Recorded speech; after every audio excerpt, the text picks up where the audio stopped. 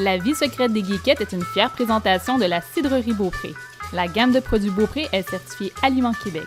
Fait de pommes du Québec, elle offre une variété de produits diversifiés pour tous les goûts et sans gluten. Le cidre Beaupré est disponible dans les épiceries et dépanneurs. Visitez leur site web cidrebeaupré.com.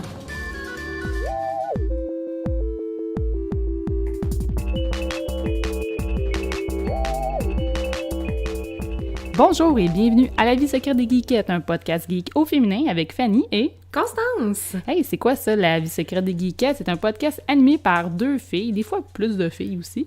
On est là une fois par mois, puis on vous parle de divers sujets diversifiés et aussi de toutes sortes d'affaires. C'est beaucoup de variétés. Oui, j'ai été très... j'ai fait une entrée assez différente. Salut Constance. Bonjour. Ça va bien? Ça va très bien, toi? Oui, là aujourd'hui, on essaie quelque chose de nouveau. On est dans mon salon avec deux animaux qui sont un petit peu en train de jouer des fois, un chat et un chien. C'est mes animaux à moi, puis ça se peut que vous les entendiez une fois de temps en temps. C'est drôle parce que le chien, on dirait qu'il a l'apnée du sommeil. C'est un petit pug, là, puis il est tout comme... Ouais. C'est ça, c'est bien cute. Ouais, puis aujourd'hui, c'est ça, on est moins Constance, encore une fois. Mm-hmm. Puis on va parler de divers sujets, évidemment le courrier du cœur, la Switch et ta bitch, on va vous parler, moi je vais parler de Paper Girl, la bande dessinée, puis toi tu vas parler de quoi Constance? Moi je parle d'un show Netflix qui a fait pas mal la une il y a quelques semaines déjà, Wild Wild Country, la série documentaire. Ouais, puis aussi moi j'ai des nouvelles à la fin de l'émission, donc si vous voulez les écouter tout de suite, c'est un podcast. Vous pouvez faire ce que vous voulez. Mais sinon, écoutez notre show avant, ce serait bien le fun. Ouais. Donc, on commence ça avec le courrier du cœur. Wouhou! Je t'aime, oui je t'aime. Moi non plus. Oh mon amour. Pour le courrier du cœur, ce mois-ci, j'ai décidé que j'allais vous parler d'un article que j'ai lu dans Les Affaires. Mm-hmm. Wow! Hey, le courrier du cœur et les affaires, ça fit bien ensemble, hein? Ben, il faut croire qu'il y a un lien. Puis, c'est un article que j'ai lu cette semaine. Puis, je trouvais ça bien intéressant. C'est le fondateur de OkCupid, qui est un grand mathématicien et statisticien qui... oui, étonnamment. un gars qui a fait un site web sur les rencontres qui a parlé des statistiques sur justement comment c'est à qui les profils des utilisateurs, puis qu'est-ce qu'ils recherchaient sur ces sites de rencontres-là, puis s'est rendu compte que, écoute, ce qu'on veut, mais en fait, il disait que c'était pas probable de rencontrer l'âme sœur avec les sites de rencontres selon ce que les gens désiraient. Mais c'est sûr que si les gens partent à la base avec un pattern, des fois, il faut dériver du pattern pour pouvoir obtenir ce qu'on veut. C'est ça, puis il y a beaucoup de patterns. Il a trouvé, entre autres, que souvent, en fait, c'est une statistique, c'est que les femmes, ils voulaient un homme du même âge qu'elles, que c'était à peu près le même âge qu'ils recherchaient.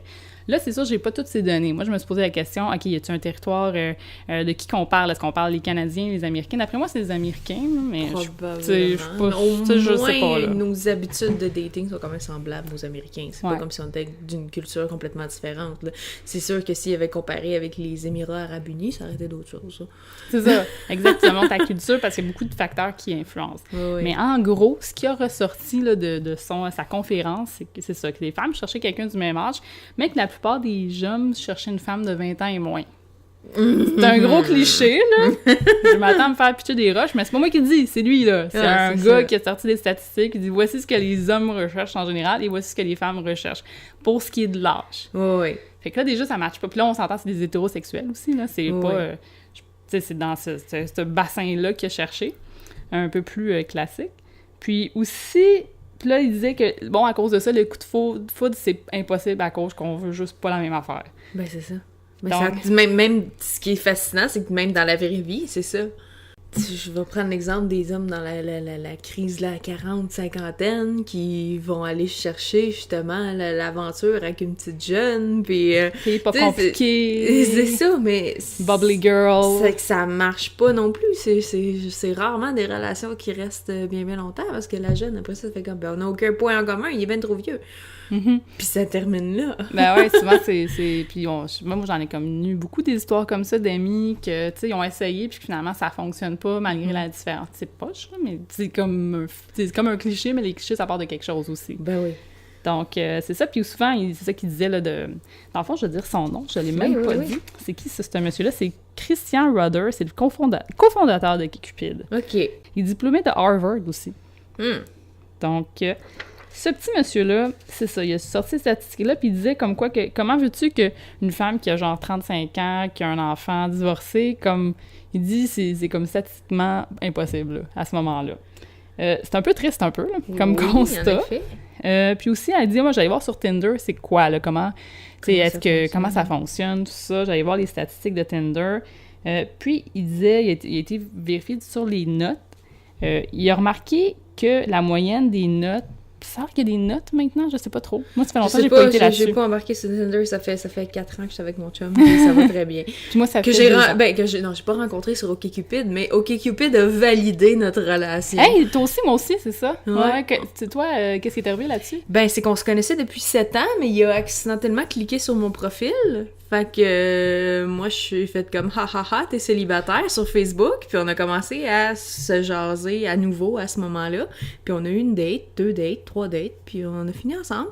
Puis quand je suis allée fermer mon OkCupid, je suis allée vérifier on était quel pourcentage qu'on avait de connexion, puis on était à 96%. Wow! Ouais. C'est drôle, c'est la même chose, moi et mon copain aussi. Là, on a l'air de faire une pub pour OkCupid, là, mais... Moi aussi, comme c'est sûr qu'on s'est rencontrés à cause d'amis, mais on a été se parler sur OkCupid parce qu'on était voir nos profils, puis on avait une statistique de 90% et plus, une affaire comme ça aussi, oui. là.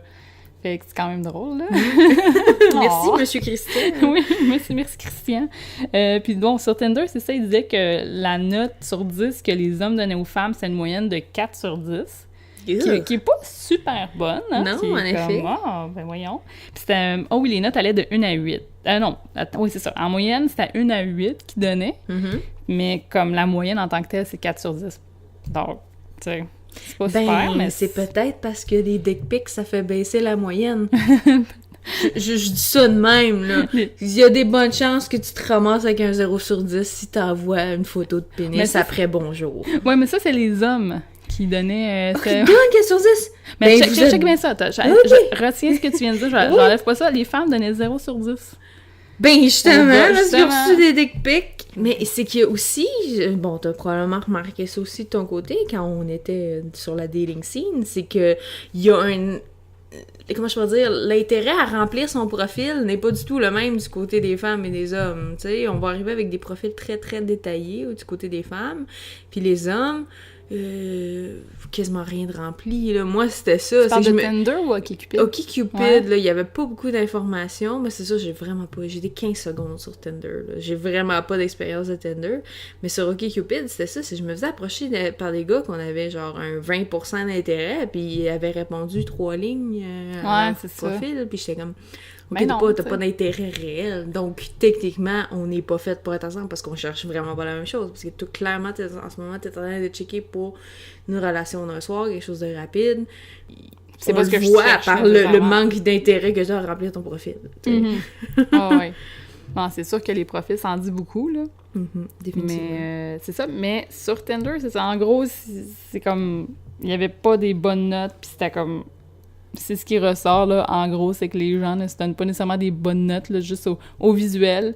Donc, juste se fier sur la photo, ça semble pas être une bonne chose, là. Non. Surtout si t'envoies des dick pics, là, tu sais. Ouais. Petite anecdote, juste comme ça, tu sais, je suis quand même adepte du cosplay, parce que il y en a quelques-uns qui sont au courant.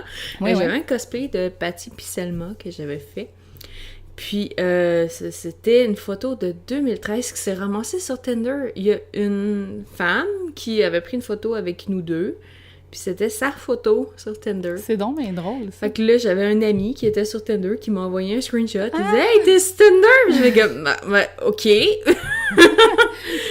Elle essaie vraiment d'attirer des hommes en ce moment en mettant ma face puis la face de mon ami. Mais c'est drôle ça, parce que ça montre qu'elle est drôle, qu'elle aime le cosplay, que c'est une gay. Oui, ça c'est sûr que ça expliquait beaucoup de choses, mais tu sais, c'est comme... J'ai pas consenti à être sur Tinder. Ben c'est ça, elle aime les Simpsons. Ça dit beaucoup de choses, une photo, là. Ouais. Moi, je suis sûre que j'aurais un café avec cette fille-là, puis on s'entendrait bien, tu sais. Mais non, c'est ça. Mais en conclusion, dans son article, ce qu'il disait, Christian, c'est que en fait, c'était pas nécessairement les démarches sur Internet qui est importante, mais c'est ce qu'on fait par la suite dans le monde réel. Parce que c'était super. C'était une conférence qui a rendu les gens un peu tristes et découragés de la vie. On cherche jamais on cherche pas, tu sais, la même chose, puis on pourra jamais se matcher finalement. Mais non, c'est quand on se rencontre. C'est ça, c'est l'important, c'est ça, c'est la chimie entre deux personnes, puis c'est la communication. Sinon, il y a pas... Tu sais, il y a des gens avec qui j'ai eu des discussions merveilleuses sur les sites de rencontres, puis qui arrivaient en personne, c'était d'une platitude incroyable. C'est des gens avec qui j'avais pas de chimie, j'avais pas de connexion, fait que ça a pas fonctionné. Ouais, puis tu vois, tu sais, moi, je pense que j'ai déjà dit, mais mon chum, c'est quelqu'un que je connaissais pas, que, tu sais, j'avais comme, tu sais, premier coup d'œil sur les photos, j'étais vraiment pas sûre. Puis c'est vraiment quand je l'ai rencontré en personne que j'ai fait « Ah oui, ça clique, là, c'est le fun, c'est un gars le fun. » Puis j'ai aussi vu des vidéos de lui sur YouTube, fait que ça m'a comme donné une meilleure idée aussi de qui il est comme personne. Ce qui me fait penser aussi, mon chum n'était pas du tout dans mon pattern. J'avais un idéal physique depuis que j'étais toute petite. Je tripais sur les grands blonds, les grands roux maigres. J'avais vraiment... Puis mon chum, tu sais, c'est complètement l'inverse de ça. Il est un petit peu plus petit que moi. Il est très bâti. C'est un Italien avec les cheveux foncés, barbe forte. C'est vraiment l'inverse de ce que j'avais comme idéal. C'est qu'à un moment donné, tu dis genre, mais ça va tellement bien. Puis quand tu t'entends bien avec quelqu'un, la personne devient belle, tu sais, c'est ça, mon chum, c'est maintenant, je vais rire avec personne d'autre dans ma vie, puis c'est le plus beau, mais... Hey, j'espère qu'il écoute ça, là. Ben, j'espère, parce que je t'aime. Des frissons, mais oui, mais c'est vrai, comme souvent, on est comme dans le cliché de ce qu'on veut, l'idéal, mais c'est pas ça pantoute, là. Non, la vérité, c'est comme la connexion émotionnelle que t'as avec l'autre personne, puis... physique un petit peu aussi. Ben mais oui. comme c'est pas le premier truc, là. Non, c'est ça. plus comment tu vous interagissez l'un envers l'autre, donc les vraies relations humaines, là. Puis c'est vrai, comme tu peux avoir une belle conversation sur Internet, puis là, tu rencontres la personne, ben, c'est pas du tout ce que tu pensais, là. Comme, je répète un petit peu ce que tu viens de dire, là, finalement. Mais voilà, c'était, écoute... C'est vraiment édifiant. Ouais, mais si vous voulez aller lire cet article-là, c'est dans les affaires. Je vais mettre le lien sur le site web des Geekettes, geekette.ca. Allez voir ça. Dans les show notes, les notes du show. Puis voilà, écoutez, allez lire ça. Je trouve que c'est bien intéressant. Il y a plus de détails que ce que je viens de dire. Mais ça, écoutez, il y a de l'espoir, gang. Il y a de l'espoir, là, je sais pas. Y aurait-tu moyen de demander au monde de nous témoigner leur victoire sur les sites de rencontres? Ouais, si vous avez des bons sites de rencontres à suggérer ou est-ce que ça marchait avec vous, oui, donnez-nous des commentaires là-dessus. Ça serait vraiment le fun.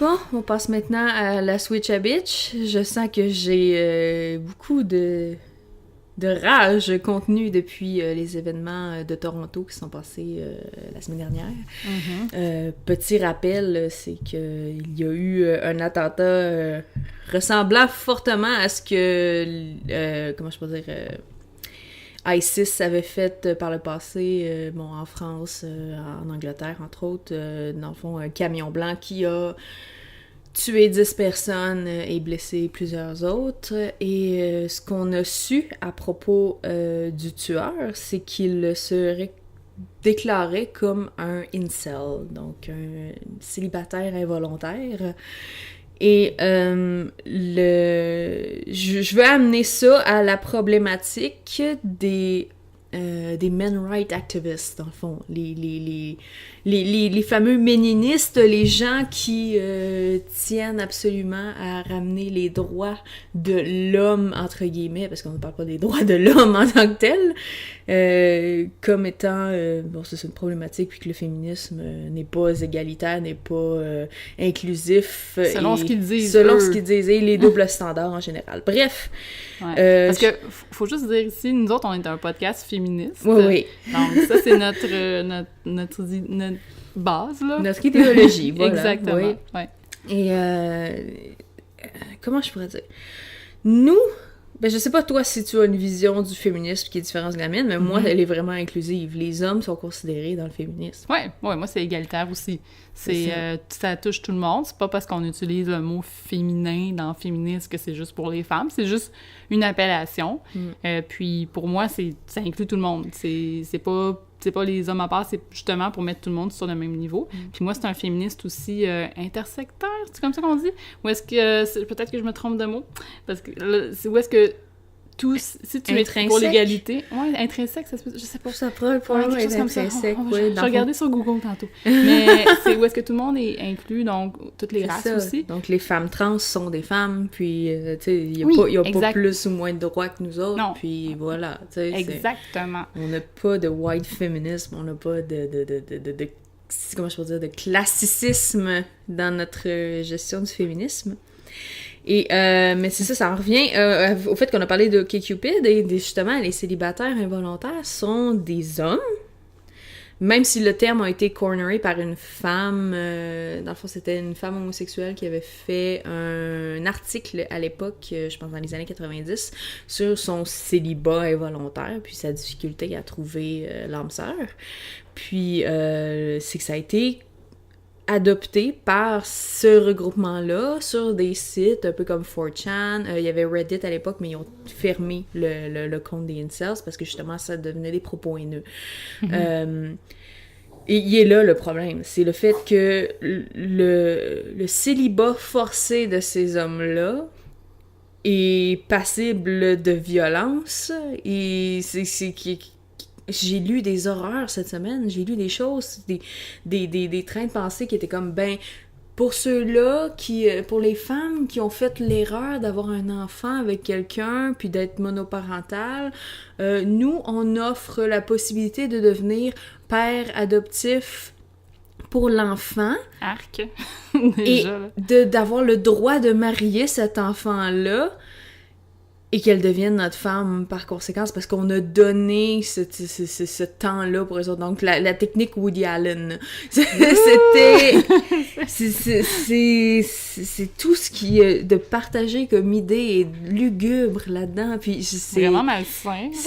Mais la violence faite aux femmes, là, en général, on n'en parle juste pas assez, puis c'est vraiment quelque chose qui se passe, puis qu'on n'en parle pas. Ou quand on en parle, quelqu'un va aller commenter en disant « Ouais, mais qu'est-ce qu'il y en a des violences faites aux hommes? Il y en a des hommes qui se font violer. » Oui, c'est sûr. On est conscient. Tu sais, on englobe les victimes d'harcèlement sexuel, d'agression sexuelle, on les met dans le même panier, mais il faut quand même considérer que la majorité est féminine. Puis aussi, les femmes sont moins fortes physiquement que les hommes, fait que souvent, les résultats, c'est que la femme va subir des blessures beaucoup plus graves. Exactement, puis aussi, des fois, ça en résulte à la mort, là, malheureusement. Là. C'est ça, c'est que souvent aussi, ces actes-là sont commis de façon impulsive. De la rage gardée en dedans, puis ça en vient à tout le concept de masculinité toxique. Écoute, il y aurait tellement longtemps à parler avec ça. C'est vraiment un gros sujet, je pense qu'on va faire 1 heure là-dessus. Ouais. C'est qu'il y a tellement de... Il n'y a pas d'écoute qui se fait, les hommes ne sont pas tenus à exprimer leurs sentiments, donc quand ça arrive, ça explose. Il y a pas... On n'accepte pas qu'un homme pleure, on n'accepte pas qu'un homme dise comment il se sent, comment... Ouais, mais c'est pour ça que le féministe existe aussi, c'est pour dire que, hey, tu sais, les hommes, ils ont le droit de pleurer, ils ont le droit d'avoir des émotions, ils ont le droit de... être féminin, c'est pas négatif, là. C'est tout le monde... Si vous embrasseriez tout le féminisme, on n'aurait plus de problème. C'est ça.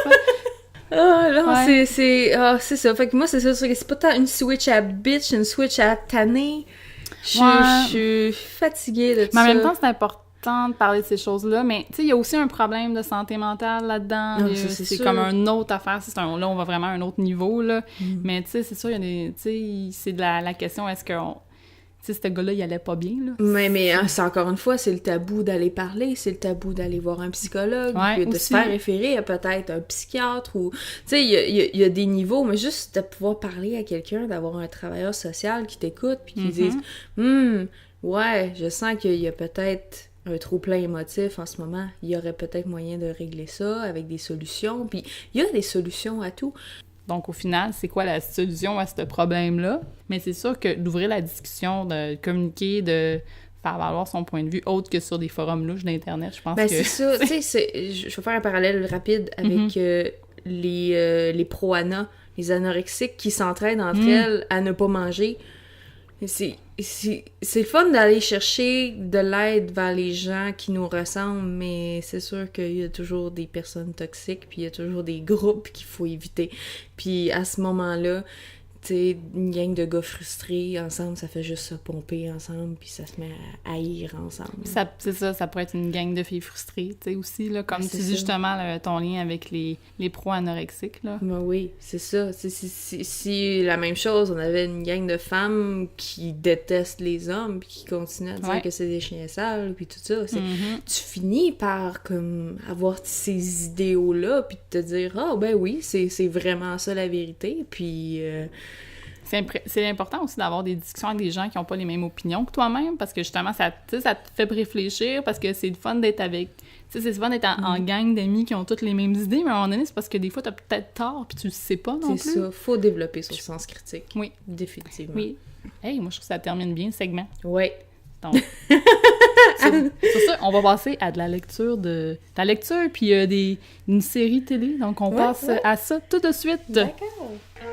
La Librairie Z aime la bande dessinée et ils sont fiers de vous présenter cet épisode de La vie secrète des geekettes. Que vous recherchiez de la bande dessinée américaine, européenne ou québécoise, la Librairie Z possède de tout pour satisfaire vos envies de lecture diversifiées. Librairie Z, située au 3420 rue Ontario-Est. Visitez leur site web librairiez.com. Donc, pour le Club des Geekettes, Constance, tu vas nous parler d'une série télé. Est-ce qu'on peut dire ça encore en 2018 sur Netflix, là? Une série documentaire, je pense que le ouais, terme... Plus, hein? Ouais. Dans le fond, oui. Excusez, je suis en train de m'étouffer. Je parle dans le fond, de la série documentaire Wild Wild Country. Je pense que tu l'as vu, toi? Oui, je l'ai vu au complet aussi. Oui, ça a été vraiment une expérience pour moi. C'est comment je pourrais dire? Tous ceux qui sont fans de culte, justement, d'histoire. Moi, c'est quelque chose, étrangement, qu'on n'a pas entendu parler au Québec, mais pas du tout. Ouais. Tu sais, je me suis informée avec des gens qui étaient adultes à cette époque-là. J'ai dit à ma mère, est-ce que tu as entendu parler des Sannyasin? Puis elle était comme, non. Puis on a commencé à regarder le documentaire, puis elle dit, j'ai jamais vu ça de ma vie. Puis c'est que ça s'est pas rendu au Québec, on dirait, comme histoire. Mais il y avait des Sannyasin à Montréal. Il y a eu un article de la presse qui est paru la semaine dernière qui expliquait qu'il y avait une commune dans Outremont d'environ 70 personnes qui vivaient selon les préceptes justement du Bhagwan Rajneesh, puis qui prévoyait aller faire construire une commune semblant à celle qu'on voit dans le documentaire, mais dans les cantons de l'Est.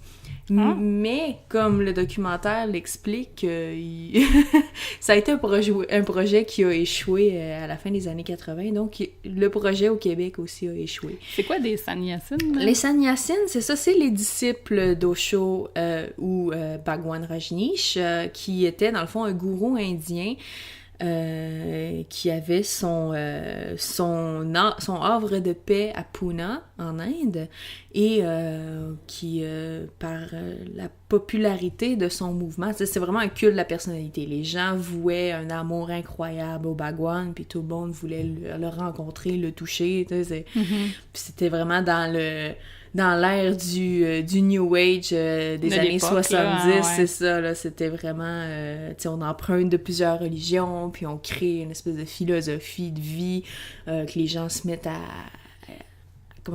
adorer et à... Puis il y avait quelque chose aussi il y avait beaucoup de liens par rapport à la révolution sexuelle aussi de l'époque, là, avec ce mouvement-là qu'on retrouvait pas dans les autres religions, là. Voilà, c'est ça, c'est que le Rajneesh parlait beaucoup de de révolution sexuelle, de capitalisme, de l'argent. Il roulait en Rolls-Royce. C'est une bonne chose, c'est correct d'avoir des biens, c'est correct d'avoir les moyens. Ça attirait justement tous les grands avocats, tous les intellectuels de ce monde qui allaient justement faire la méditation en Inde, puis tout ça. Puis... suite à ça, l'assistante, la secrétaire de Bhagwan a décidé de a pris les rails de l'entreprise, parce que c'était carrément une entreprise, et ont déménagé en Oregon. Puis c'est ça qui est fascinant du documentaire, c'est qu'on voit tout le côté préparation politique, comment ils se sont installés, comment ils ont pris possession du village voisin. C'est vraiment quelque chose de fascinant parce que tu vois cette espèce de combat-là des pauvres personnes âgées qui sont dans leur petit village de 40 personnes qui doivent se battre contre 7000 nouveaux arrivants qui ont réussi à tout twister les lois, c'est ça, puis les politiques pour arriver à leur fin. Puis, c'est vraiment, ça fait juste escalader, là.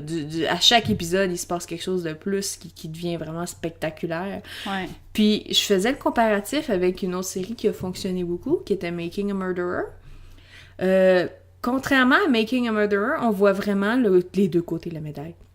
Et ça, c'est quelque chose qui manquait justement à l'autre documentaire, c'est qu'on voyait juste le côté de la famille Avery, puis on était convaincus à la fin du documentaire qu'il était innocent.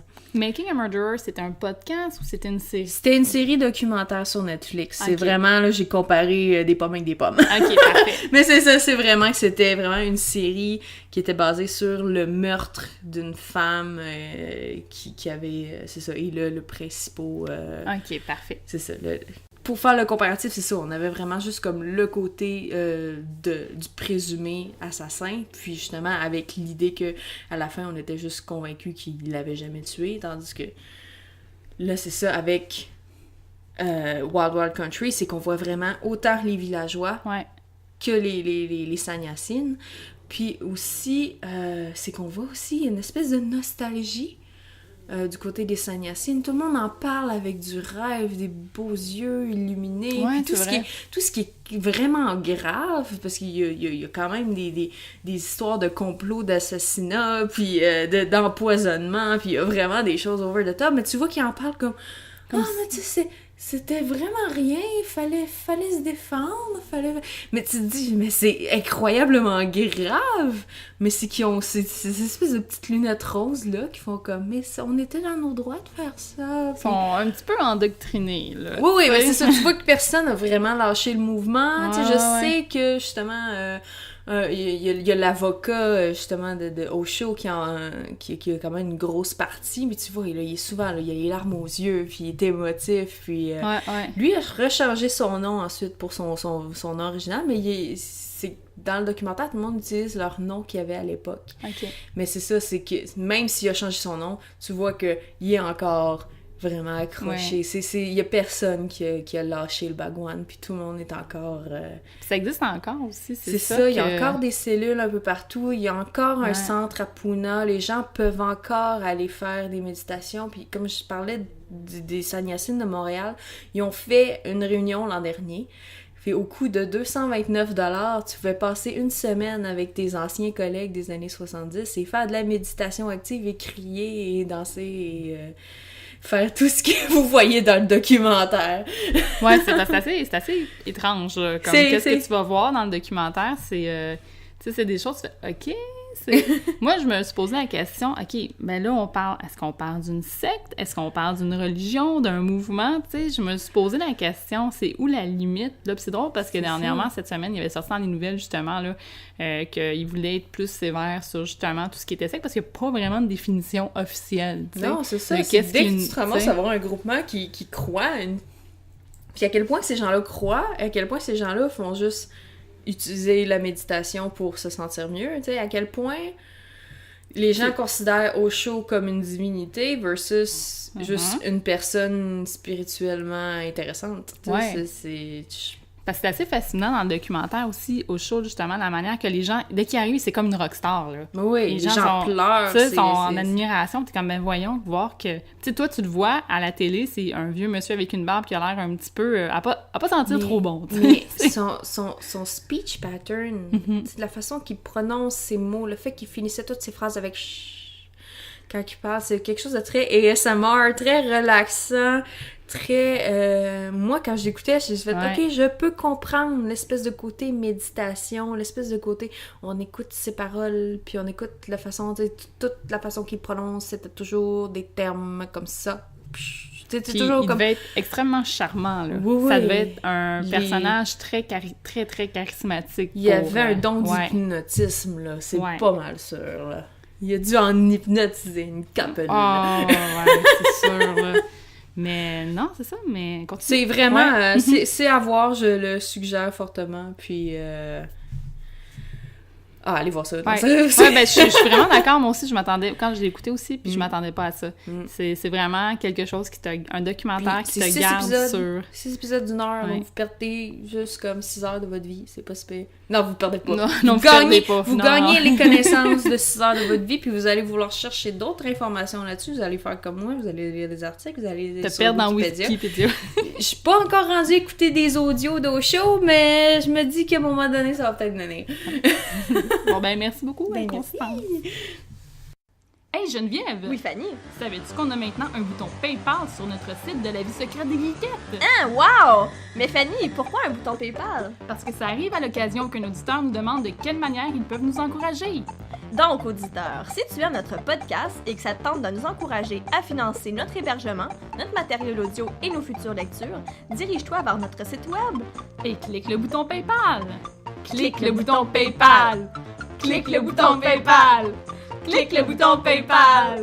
Clique le bouton PayPal. J'ai dans mes mains un beau livre en papier qui s'appelle Paper Girls. Oui, exactement. Moi, je parlais d'une bande dessinée. Je me garde dans le papier. Dans la Ouais. presse, pas la presse, là, mais le papier, le concret. Ouais, définitivement. Donc, aujourd'hui, je vais vous parler de Paper Girls. C'est scénarisé par Brian K. Vaughan. Je pense que c'est comme ça que ça se prononce. Kate Vaughan, ouais, Vaughan. Moi, c'est Et comme c'est marqué Vince Vaughan. Ouais, c'est Ouais, Vince c'est Vaughn, ça. c'est Ouais. ça, on dit Vaughan. Vaughan. Vous connaissez sans doute si vous avez lu Saga. Oui. La bande de la série Saga, c'est lui qui est le scénariste de cette série-là. Mhm. C'est dessiné par Cliff Chiang, qui a dessiné Wonder Woman. Je ne le connaissais pas, l'illustrateur Il y a de cette vraiment, bande dessinée. je tiens à dire qu'il y a une très belle plume en ce moment. Je suis en train de feuilleter. Oui, oui, ben je laisse Constance feuilleter le livre pendant que je fais ma petite critique. Les couleurs, c'est Jared K. Fletcher, qui sont très jolies, mais je vais en parler plus tard. Et c'est publié chez Image Comics. Oui.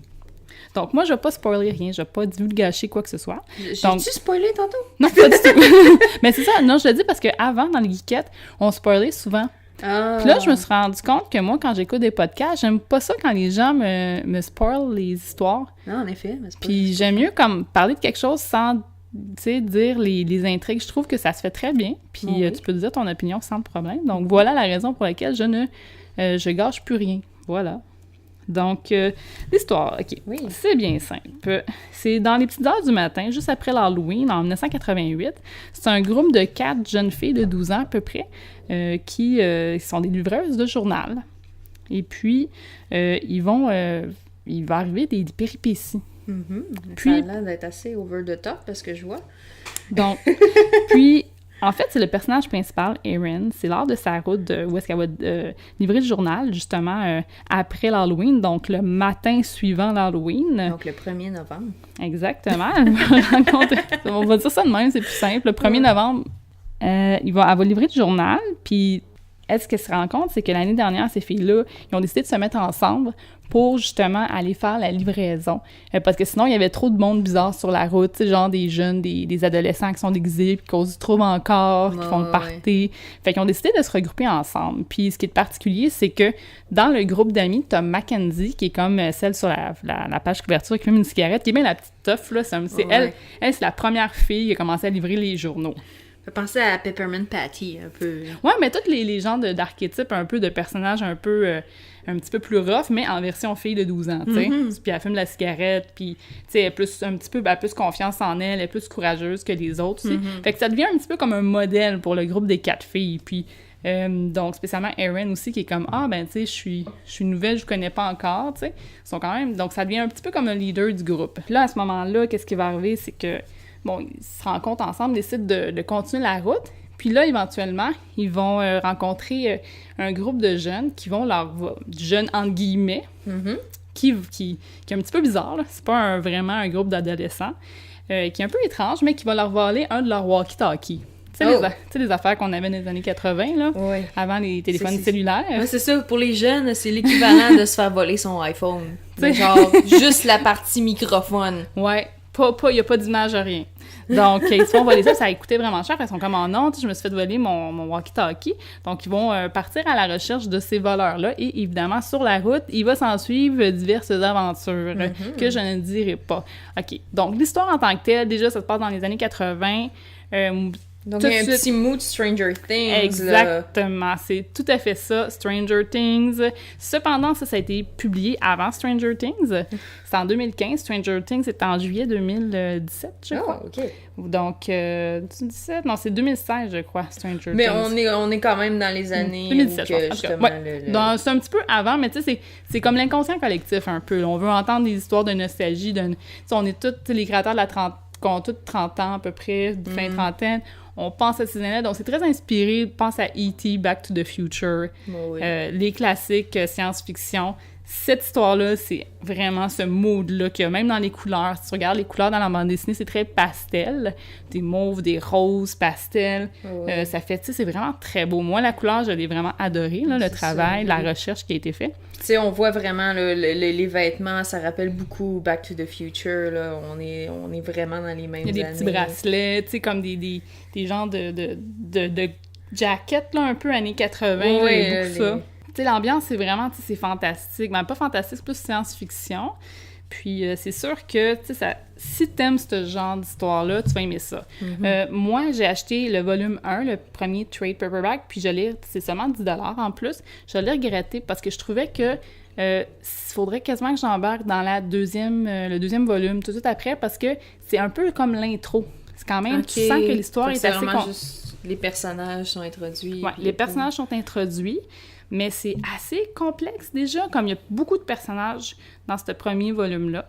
Puis, moi, j'en ai fait une première lecture, puis il fallait que j'en fasse une deuxième lecture pour essayer de bien comprendre, comme si tu lis trop vite, tu sais, ça peut être un peu difficile à comprendre. Donc, c'est juste l'intro.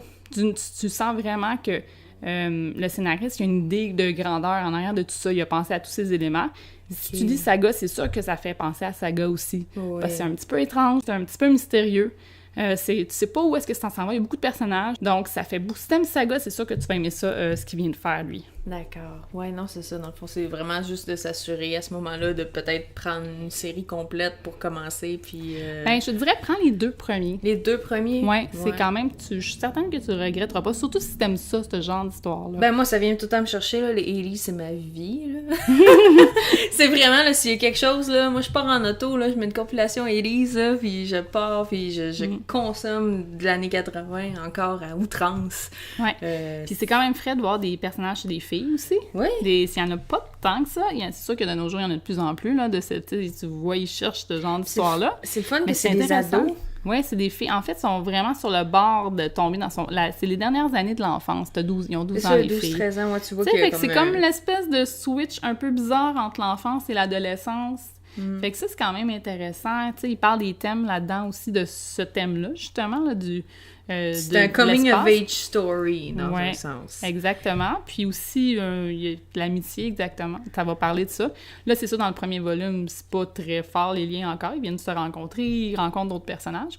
Mais je sens que ça s'en va par là, un peu. Puis c'est sûr que moi, je me demandais si un adolescent pouvait lire ça. Je pense qu'à partir de 13 ans, c'est correct. Il y a quand même un petit peu d'armes là, que tu vois à l'intérieur du premier volume. Je sais pas où est-ce que ça s'en va. C'est à voir. C'est un peu weird. Je te dirais un adolescent, 14 ans, ça serait correct là, pour l'instant, mais je veux pas trop m'aventurer là-dessus. Mais un adulte va avoir bien du fun. Un adulte, c'est sûr. Si tu aimes ce genre de... Ça te tente d'entrer dans ce trip-là, parce que ça semble être... Tu sais, Saga, c'est quand même extrêmement long. Cette histoire-là, j'imagine... Je pense qu'on est rendu à 4 volumes. Je pense qu'une série du genre m'attire plus, moi, parce que, je veux dire, autant que j'aime le sci-fi, autant que j'aime avoir des référents que je comprends.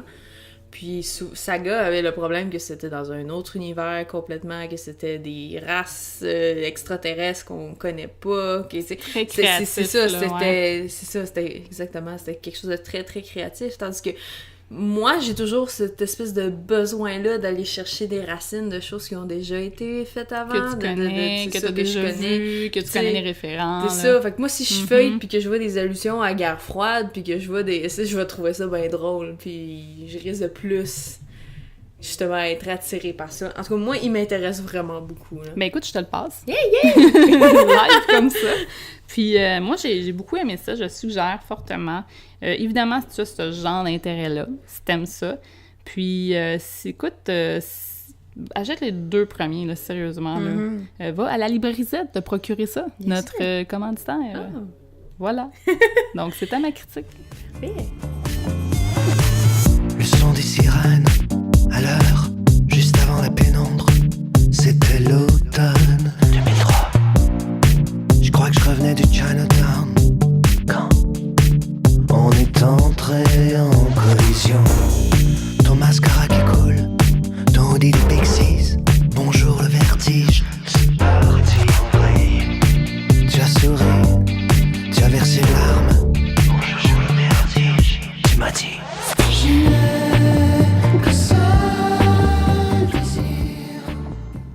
Donc, je vais terminer cet épisode-là parce que, en fait, je me demande un petit peu où est-ce que les geekettes s'en vont. Vous avez remarqué que Geneviève, mon autre co-animatrice, n'est pas sur le show en ce moment, puis elle va être un peu moins présente. Elle va être une fois de temps en temps qu'elle va pouvoir parce qu'elle est rendue quand même très occupée parce qu'elle est travailleur autonome. Puis, ça lui demande beaucoup de temps, donc elle a moins de temps pour faire le show, puis c'est bien correct comme ça. Chacun, on a tous nos priorités, on est tous occupés dans la vie. Mais c'est juste que moi, évidemment, tu sais, j'étais avec Constance. Constance, là, t'es très... c'est le fun de faire le show avec toi. Merci. Aussi, tu sais, c'est sûr que je peux trouver d'autres gens. Mais ça reste toujours un petit peu d'organisation pour moi. Puis je sais pas trop aussi où est-ce que je m'en vais avec le show des geekettes en ce moment. J'étais un petit peu dans un flou. Pour l'instant, je vais continuer à faire le show une fois par mois. Mais j'aimerais savoir vos commentaires. Toi qui nous écoutes en ce moment, qu'est-ce que tu aimerais plus entendre dans le show? T'aimes-tu le show? Tu veux-tu que ça continue? Est-ce que ça arrête, ça te dérange pas? Puis tu vas nous suivre dans d'autres projets? Qu'est-ce que t'en penses, toi, Constance? Ben, moi, je pense que c'est toujours intéressant un podcast, puis c'est toujours intéressant d'avoir justement cette force féministe-là, ce côté féminin, parce que le monde des podcasts, c'est quand même quelque chose, un milieu très masculin. Mais c'est sûr que c'est bien d'avoir une structure, tu sais, c'est bien d'avoir comme un concept, comme j'ai participé à des podcasts récemment, je peux pas dire de la compétition, mais chaque podcast auquel j'ai participé avait une thématique, une façon de fonctionner qui était bien définie. Fait que c'est sûr que ça peut être une option, ça peut être une idée de se pencher et de dire comme, ok, on fait ça de cette façon-là, on raccourcit à travailler juste un sujet ou on y va plus d'actualité. Tu sais, il y a vraiment comme... ton show là, peut être différentes choses. Là. C'est ça. Sans nécessairement renommer le podcast, il y a moyen de pouvoir y amener une nouvelle couleur. Fait que c'est ça. C'est de voir qu'est-ce que tu vois avec ça. Moi, c'est ça, j'ai pas... Vite comme ça, j'ai pas d'idée parce que j'aime bien ça venir faire mon tour. Mais... Non, c'est sûr, c'est pas une décision évidente pour moi à faire, puis ça dépend de mon temps aussi. Tu sais, moi aussi, je suis quand même bientôt à 37 ans, ça paraît pas de même. En tout cas, moi, je trouve que ça paraît pas de même. Mais, tu sais, c'est comme, j'ai comme une autre vie que là, peut-être 3-4 ans, tu sais. Donc, je me pose des questions, tu sais, je suis rendue là, dans ma vie, je m'ouvre à toi, je m'ouvre là, puis je sais pas trop où est-ce que ça s'en va, là. Tu sais, moi aussi, de mon côté, j'ai des projets, puis ça serait à voir si on peut trouver le moyen de fusionner nos projets ou quelque chose comme ça, tu sais, ça peut être une possibilité. Ouais. Fait que si on peut discuter ça off mic, ouais. C'est bon, on en parlera. Fait que, envoyez-moi vos commentaires, j'aimerais ça savoir si vous avez des idées, soyez libres, envoyez-les, je suis en plein là-dedans en ce moment, dans un no man's land de podcasting un peu, là. Donc, n'hésitez pas à me donner vos commentaires. Puis, en attendant, hey, on est toujours là. Puis, vous pouvez nous retrouver sur d'autres plateformes. Hein, Constance, où est-ce qu'on peut, toi, te retrouver? Ben moi, c'est sûr, je suis principalement sur les médias sociaux. J'ai ma page Facebook, Constance Harvey Illustration, et de façon un peu plus anonyme, je gère les médias sociaux du Grand Montréal Comedy Fest. Que ouais? Ouais, jusqu'au festival, jusqu'à la fin de l'été. Donc... Est-ce qu'on peut te voir comme, tu sais, présente dans les shows ou quelque chose? Ben, c'est sûr qu'il va falloir que je fasse un peu de couverture des événements, fait que ça se peut que vous me voyez dans le fond de la salle avec un cellulaire à prendre des photos. C'est bon. Mais sinon, c'est ça. C'est fait vraiment Constance Harvey Illustration. C'est le meilleur endroit où voir mes gogos, mes dessins, mes petites BD niaiseuses. Ben merci d'avoir participé à Merci de m'avoir l'émission. accueilli. Je vais crier aigu, arrête ça! Allez, boy! OK. Puis nous, les geekettes, moi, vous pouvez me retrouver sur geekette.ca. C'est moi qui s'occupe du blog, du site. Aussi, la page Facebook de La Vie secrète de Geekette, Twitter, Vie de Geekette avec un S. On a un Instagram aussi, parce qu'on est rendu là, hein, en 2018. Technologie. Wow! Puis, c'est... Puis c'est ça, écoutez, écrivez-nous, donnez-nous des commentaires, puis on va se revoir le mois prochain. Oui. Puis, c'est ça. Passez un bon mois. Ouais, ben, amusez-vous. Ouais. Ciao. Ciao. Le printemps, les terrasses, Oh, allez-y. oh oui, les terrasses. Yeah. Bye. Bye.